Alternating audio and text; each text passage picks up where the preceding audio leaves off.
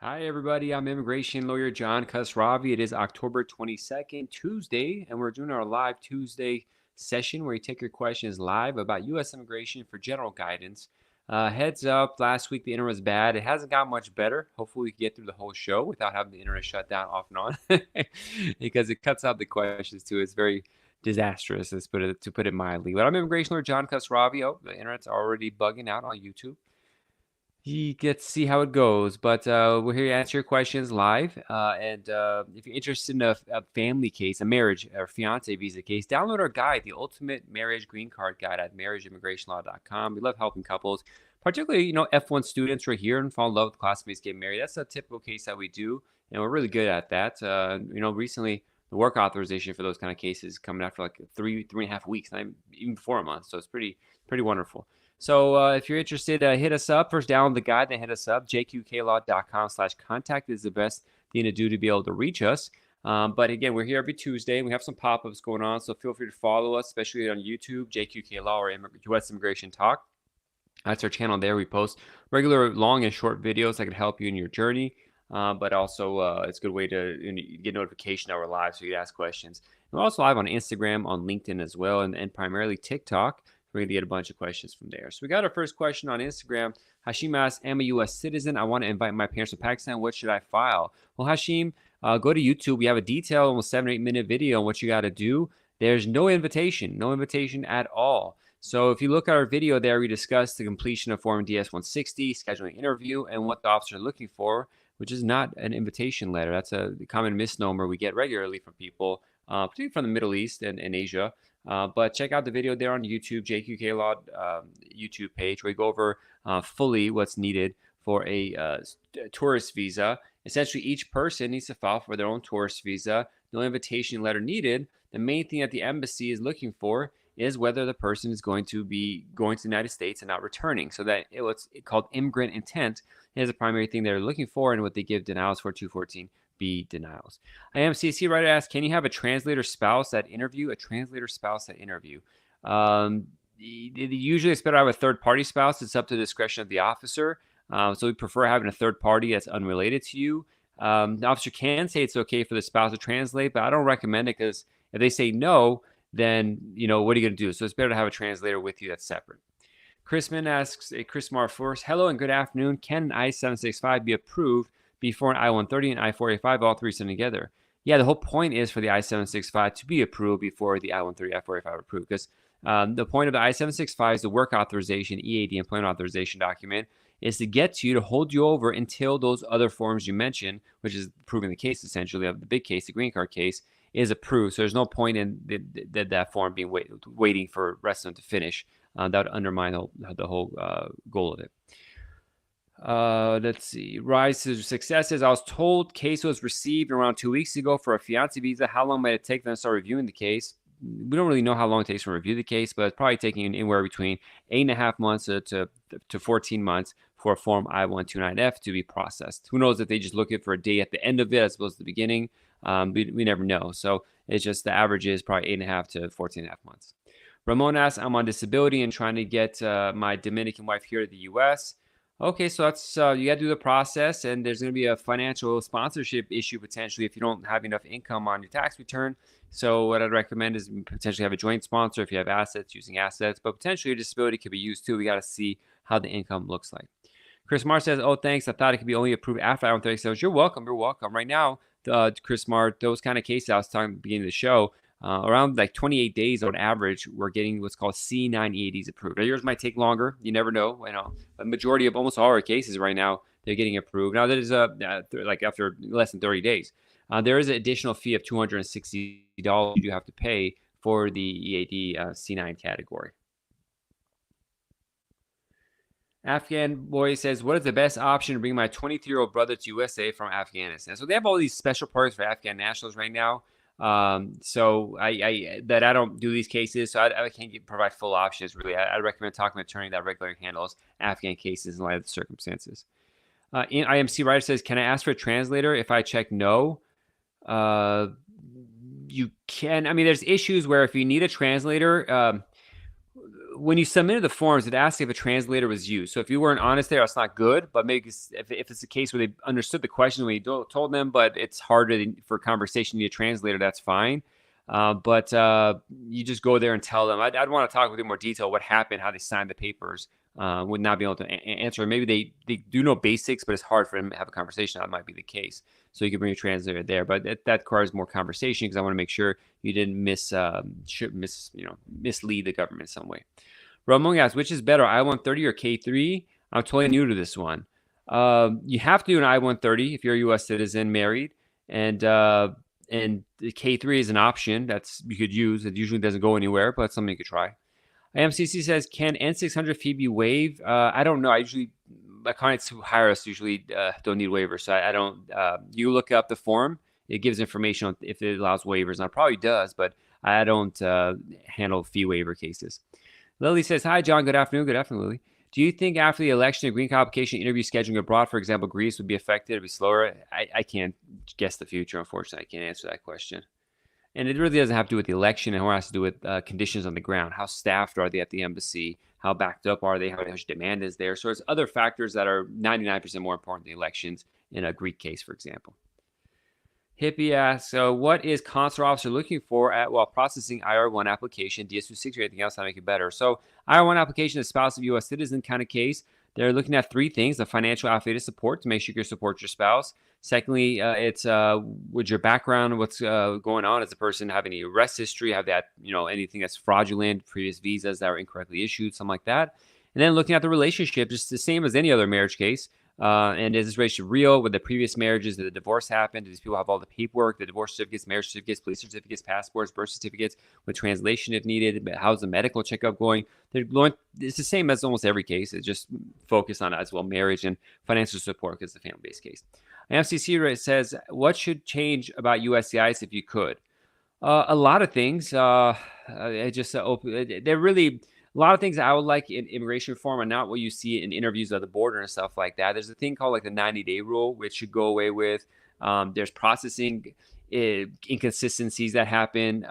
There's very technical stuff that hurts a lot of people that people are aware of.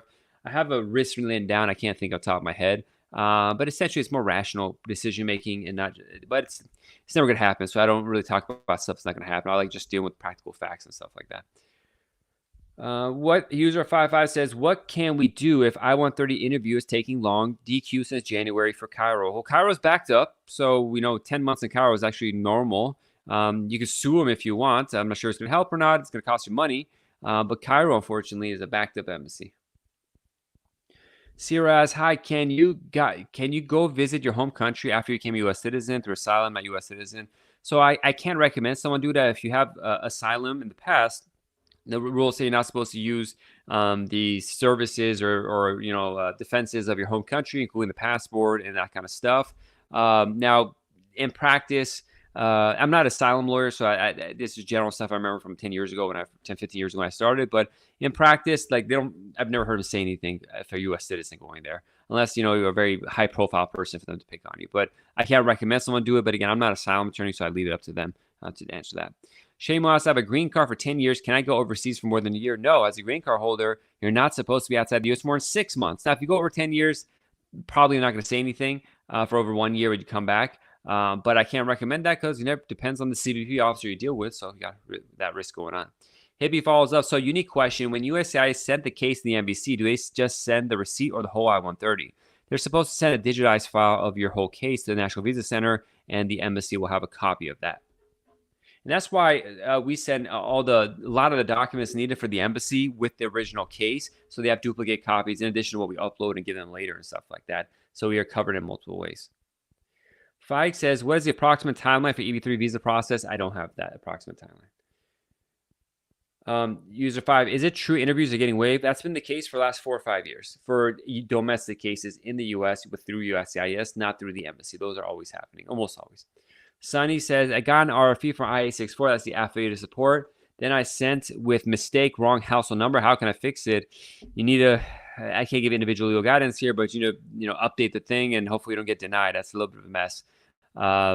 Maybe contact your congressperson, go through them, or upload it if you have access to upload system. that could lead to a denial, but you need to move quick to try to fix it.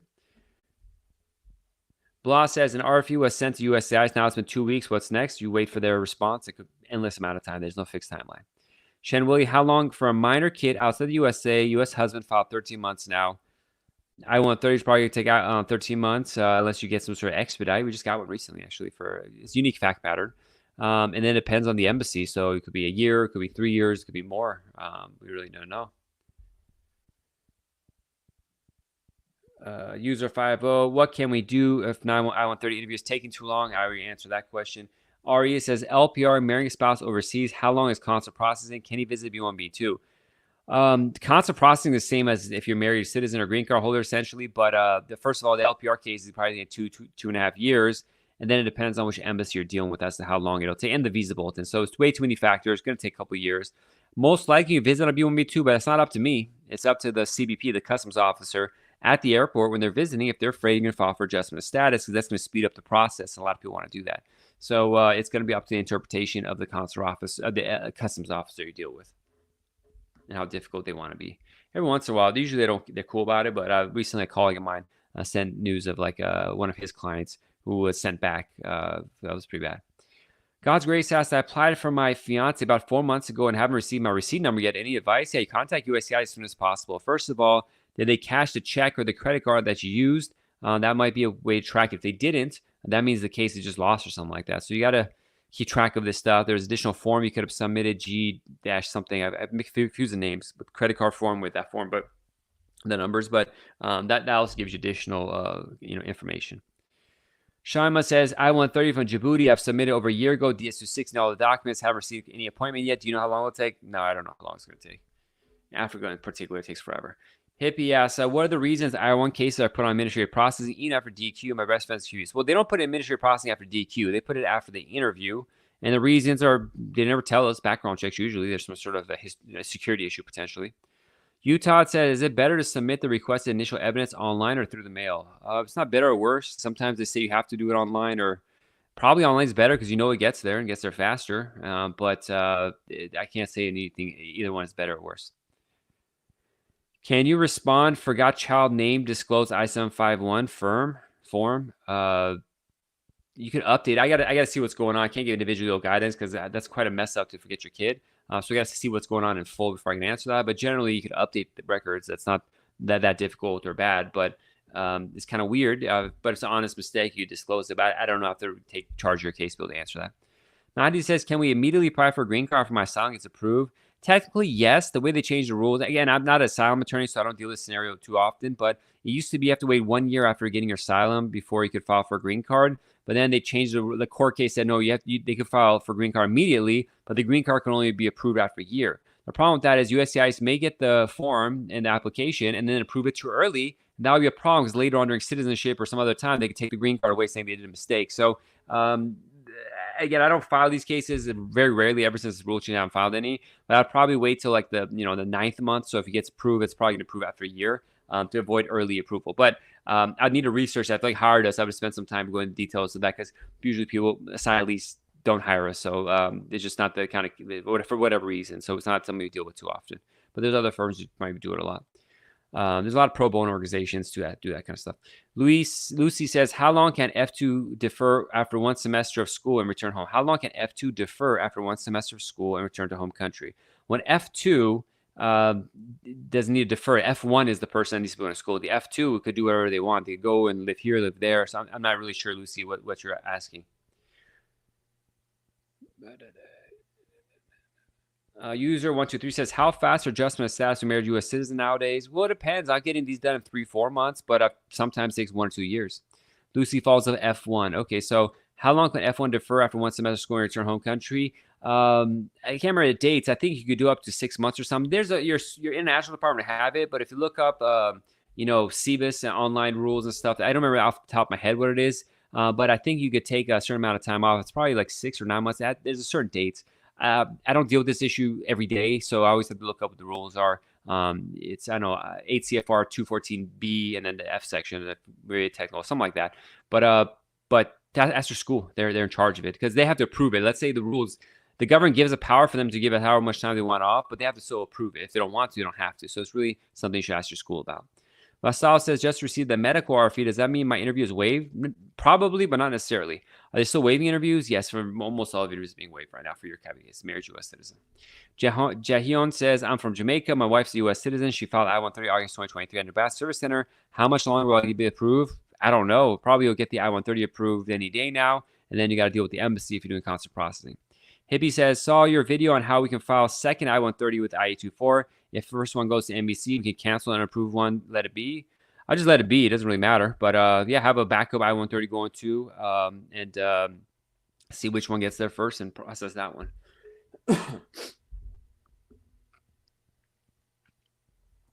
Jay says, I filed VAWA, had I-485 from marriage. Will I get a work permit via VAWA, or do I have to add I don't do the VAWA case in my office myself, so I'm not sure if work permits work for that, but you could get a new one based on the C9 category. They may not, if you already have a work permit, they might not approve it, but again, I don't do the VAWAs in my office, so I don't want to answer that. Blah says, RFE has been sent. Now it's been 2 weeks. I already answered that question. Just wait. Can you respond? Forgot to already give a full answer to that, Ramjir. Okay, so I'm getting repeat questions. If I see repeats, I'm going to have to mute the person, unfortunately. Hippie Priest says, wow, such a solid advice. Thank you. You're welcome, Hippie Priest. God bless. I wish you the best. Having to deal with the I-24 is a nightmare. It's the last thing I want people to deal with. All right, so our interview still being waived. Yes. User 123 says, if you're on H1 and apply for AOS, can you leave the U.S. and come back with H1 stamp? If everything is proper, yes. The short answer is yes, but with asterisks of I got to make sure everything is proper in your case. So if you have an H-1B visa, H-1B, you can travel with an adjustment status pending without having advanced parole. But there's risk to it. What if you lose your job and you're stuck outside or something like that? So it's not something I recommend, especially for the spouse and kids. Because imagine if the primary H-1B is approved and the other ones aren't, they're going to be stuck outside. So I don't recommend traveling. Lucy asks, can hepatitis B positive affect marriage application with U.S. citizen? No. Just show you're taking care of it, taking whatever medication or medical stuff you have to do. EFA says, will USCIS process now slow down during after election? I don't know. No one knows that question. Answer that question. Blah says, how's a 2-year green card counted from the day my wife entered the USA or the day we got married? A 2-year visa is based on, first of all, your marriage date, the actual date you were married, and secondly, the date your green card was approved. It'll say on the green card residence since, and make sure that's correct. They might have done a typo on it. But if the residence since day, which is the day you issue your green card, is within 2 years of your marriage, within the 2-year anniversary, then you're going to get a conditional 2-year green card. But if you get the green card after being married for 2 years, then you get a 10-year green card. You don't have to deal with removal conditions. User 123, if you're on the H1, we're going to answer that question.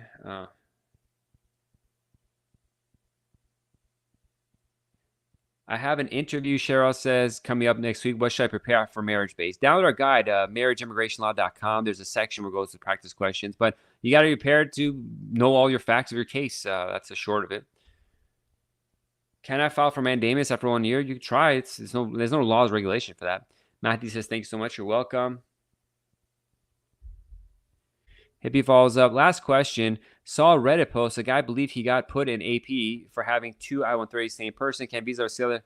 I'm not sure if they see that I-130, but everyone gets put. It depends on what country they're from. I haven't had that issue. We do this double I-130 thing like it's a regular thing. I haven't, but maybe that happened. I don't know. What you're saying is the guy believes it. He has no idea. We have people, like I had a case. It was an Iranian couple and they had a child. So a green card holder applied for his wife and like 15-year-old daughter, a little over 15 years old. I'm just not little, 15. And the wife got approved immediately. And the girl, young woman, high schooler, barely into high school, got 8 months of administrative processing. So what I've realized after doing this 15 years, there's no rhyme or reason. I think the computer just randomly picks and says you're at AP at this point because I can't find any consistency in any of it. Shaima says tourist visa B2 for Yemeni citizen, but from Saudi Arabia. I'm not sure the question is. If you want to apply for tourist visa, apply for it. Rosalinda asks, hi, father was born in Mexico, but he derived his U.S. citizenship from his father, who was born in the U.S. He is deceased now, but I'm applying for N600. I have been in the U.S. as DACA recipient. So be careful filing N600. Make sure you have, just because his father's born in the U.S. doesn't mean you can transfer U.S. citizenship. You have to see at the time your father was born if he satisfied the requirements to have citizenship passed down. They might find out now that was incorrect and take away his citizenship. But I'm not sure what your question is, Rosalinda. But we have to see what's going on in your case. You have to fully analyze it. Lucy follows up. So under vaccination checklist, does inability to submit Hep B not lead to a decline of the request? It's up to the doctor. The doctor would say it's not appropriate and do that. So it's going to be up to the doctor. Melvin, good to see you. Melvin asks, hey, John, thank you so much for your teachings. God bless you. God bless you, brother. My interview letter for IR1 interview 24th October. I'm so grateful. What? God bless you, Melvin. Melvin, can you remind me what country you're doing your interview in, and also when your DQ date was? That'll help a lot for other people to see some regular timelines. I think you're from Nigeria. I can't remember, but let me know. Shannon follows up. I applied, but they told me they aren't accepting Yemeni citizens for B2 visa. I mean, they're probably going to deny you because you're a Yemeni citizen, but they're not. It's not that they're not accepting. I'm not sure who told you that or whatever. They don't say you're not accepted. They just pay the money, and you can't get an interview time scheduled. And when you do, they'll just deny you. But it may be exceptions. Jude says, I live in Trinidad and Tobago. How long might I-130 take to be approved for me? My son is a U.S. citizen. He filed for me at his mother. I-130s average around 12 months for that kind of case, 12, 13 months, and then got to wait for the embassy scheduling interview. A little backed up from what I remember. Trinidad, we have a lot of people from Trinidad and Tobago come on the show. I do adjustment status. A lot of those kind of couples, so I don't deal with the embassy. The embassy is a little bit backed up from last time we recall. Okay. Muhammad says, I was my green card on July 14, 2024. How long time it takes to approve? Muhammad, your question is not coherent, so you got to reword it in a proper way. Fada says, how long does it take for a border baby to get a green card or married U.S. citizen? I'm not sure what a border baby is, so I'm not sure what that means. Nigeria, my country's DQ, September 2023. Okay, so this is a U.S. citizen spouse case. Nigeria, documentary qualified September 2023, and IL came August 24. Well, that's really good, 1 year. That's really good timelines for Nigeria. I have spouse green card holders cases taking like 3 years. It's pretty crazy. But thanks for sharing that, Melvin. I have to share it with my Nigerian clients. Some of them could naturalize and they weren't sure how to do it, but really appreciate that. Hippie says, any advice for people getting ready for IR1 interview? It's the generic advice I give you here is like kind of worthless. I really need to talk like the things that are problematic are unique. So I'd have to talk with you and go over your history, your application to spot them. They're like, the services that like a lot of times people can file these forms themselves and the big things they'll figure out. The problems that like I figure out are like really minute stuff that most people are not going to know, but it's too hard to say like this little thing because it affects. There's so many little things that can be problematic, but they affect so few people at random that it's hard for me to say this or that. It's really I got to sit and talk with you about your own case in private. Banjo says, can apply for green card lottery impact renewing F1 visa expires about 20? Probably not. I've never seen that happen, but could be. I can't guarantee it. I got an approval. User says, I got approval now. Show up case sent to department. What next step? Follow the instructions that they send you. You should get that in some form or fashion. Rosalind says, I hope they approve me. I sent all the documents, but I was confused about the residence here that's supposed to be living here before me being born.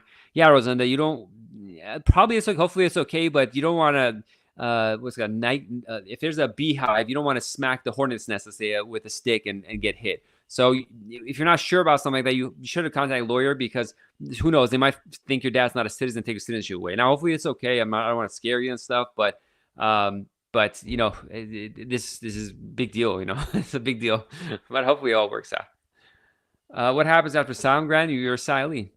Sharon says, how many years is the work authorization offer normally? Right now, I think they're doing for like 4 years or something like that. I can't recall, two or 4 years. The thing about work authorization is like you're going to get your green card. Most cases, we get the green cards before it expires anyways. Vassal says, I received my green card through a U.S. citizen's wife, got divorced, then got my condition removed after divorce. Now my citizen married. Can I sponsor my wife? In 6 years, I got my green card. Well, you probably can, except we got to make sure the government knew you're divorcing for this. So you don't want to think that you're hiding that information. So I got to see what you said in your citizenship application, where they aware you got divorced, all that kind of stuff. But if you got a citizen, you could do it probably. Again, I can't say what you could do about Sal because I don't know your whole case. I haven't talked with you in private. I haven't reviewed your stuff. But most likely that's doable. Dahav says, have my first visa and I'm here. I'm going to go back and come back. 1 month is the easy approval. I don't know. It's different every time. Every time you get a visa, it's a whole new thing. Ifah says, will I already answer that question? Awad says, hi to you. Mohammed says, I-130 and Pro was approved, but I-485 is pending. How long? There's no timelines whenever they get around to it. You're welcome, Batsal. Oina says, when USCI sends case to visa, do they send documents, or they send documents, but you got to resend all this stuff. So whether they send documents doesn't really apply to you. You got to give the government what they ask for, and they'll send you a list of what they need. You should get that information. Blah says 2-year conditional green cards counted. How many day one the U.S.? Oh, I answer that question in detail. What happens after asylum granted? I got mine. I don't know what to do. Well, you got to wait and, apply for a green card if you could apply for a green card. So schedule a private consultation, jqqlaw.com/contact. Get into that.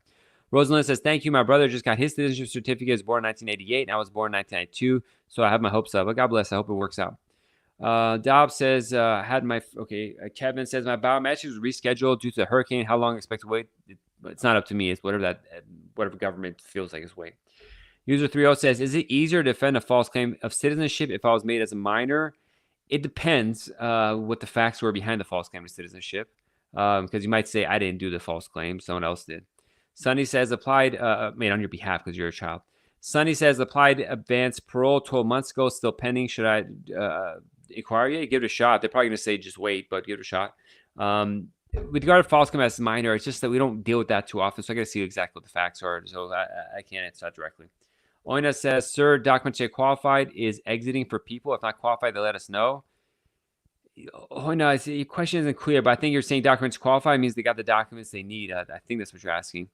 Tammy says, can single mom of U.S. citizen apply for child born overseas from U.S. and grandfather attend the interview back home because I cannot travel due to some issues. The father's not child. You get permission to someone else to go with the child. That's possible. Tammy said, child's birth certificate, my name is listed as father. I've never seen that before, so I really can't answer. Your mom listed as a father. I'm not sure why that is, what the requirements are in the home country. Zoomer says, Salam, Sam22. My priority date is April 2023. I'm nurse. Will I be current this year? I don't know. That's not up to me. Kuwa says, can you be deported if you paid someone to become a U.S. citizen? I'm not sure what that means, you paid someone to become a U.S. citizen. If you did fraud, yeah, you could be, that's a problem. If they need documents to email us, you're asking very specific questions. I'm not sure what's going on with your case because what you're saying, if you're at the embassy and there's deficiencies, they will contact you, but that's as far as I can say. Seamus says, what is the U.S. embassy is fast overseas by 30? It doesn't really matter because you can only go to the embassy that you're allowed to go to, so that part doesn't matter. Joy says, how long does it take to get VAWA case approved? It takes a long time. They're backed up. That's that. Let's go to TikTok. We're going to end the show in a few minutes, so we'll try to get some questions there quick. Rashid says, hey, sir, I'm a serious question. I tried to communicate with you, but I didn't get your appointment. Rashid, jqqlaw.com is the best place to contact us, jqqlaw.com/contact, our contact us page. And that's should be the guaranteed way to get to us. People contact us with TikTok and stuff. We get so much junk messages on TikTok. It's really hard to follow. But jqqlaw.com/contact, Rashid. User 30 says, is it easier to defend I'll answer a question. Ross says, hi, good night. If you're born in the U.S., VI, are you a citizen or national? I'm not sure what U.S. VI is. Thanks. I'm not sure what U.S. VI is.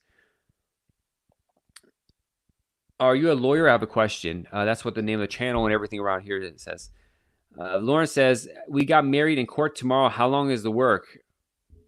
Lauren, you're regular on the show.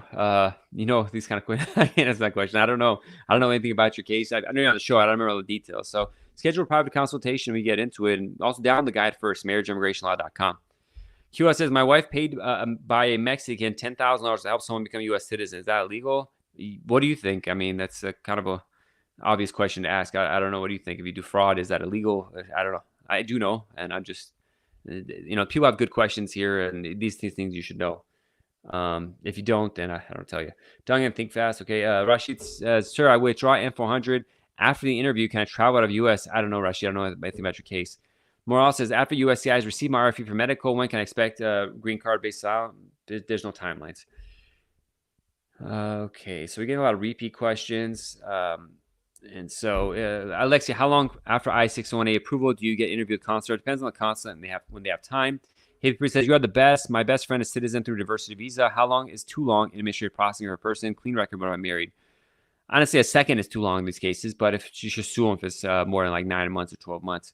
Paulie says, is it safe to travel to Europe, home country, with my travel parole? I can't. Is it safe to get in a car and drive to work? People get into car accidents and they die. So it's not a question as a lawyer. I can just say, I have to look at all your facts first and say, it's a little bit risky or not. But I can't come on a live show and just tell random people I don't know that it's safe to do something. That's against the law for me to do that. Honey Bar says, how long is USCI taking to process the EAD based on pending assignment receipt notice? It's kind of backed up on those. I don't know. We don't handle those cases, assignment related cases often, but they're a little bit slower than the regular like marriage cases or something. And then, okay, let's ask one last question on YouTube, and we'll go one on each platform. Now, Nonfiction asks, I'm an asylum seeker in the USA. Can I invite my wife and kids to come visit me in the US? There's no invitation, as we talked about. And, you know, if your wife and kids come, they're going to have immigrant intent. So they're probably going to get denied. You have to get asylum approved and do an I-730 and all that kind of stuff. So most likely their tourist visas would be denied. But, you know, talk with us in private. We'll see what's going on. And they give advice on how the government wants you to do it. And let's go TikTok. I'm a New Jersey citizenship case. Are they taking too long time? I don't keep track of every citizenship field office in the U.S., so I can't answer that question. F2A, how much time from India? Go check out the visa bulletin. And let's see, one good question. I give a good answer. I have a pending I-751 based on divorce. Can I remarry and have my new wife file for my kids?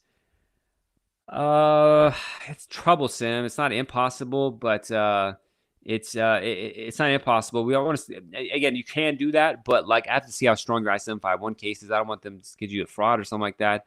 But it's possible to do that. But again, hesitancy is I got to see the whole case because it's sensitive. When you get divorced with I-751 pending, you got to be careful. Can you get both I-130, I-750 interview waived at the 51? Yeah, that usually happens most of our cases.